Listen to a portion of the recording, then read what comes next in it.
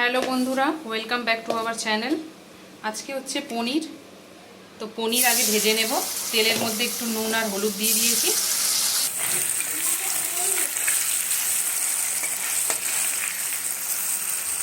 পনিরটাকে এরকম লাল লাল করে ভেজে নেব।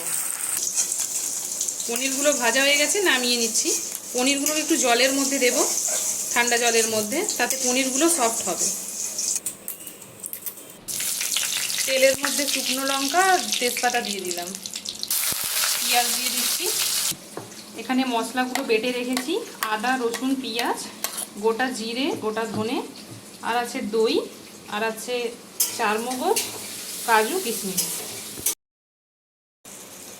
মশলা কষানো হয়ে গেছে, এবার উপর থেকে কাসুরি মেথি দিয়ে দেব।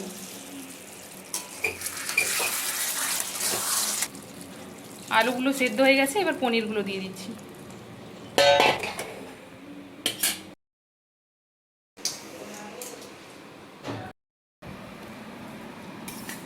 পনিরের তরকারি আর রুটি। কেমন হয়েছে খাবারটা তাহলে? সাথে মিষ্টি। ভিডিওটি ভালো লাগলে সাবস্ক্রাইব করবেন।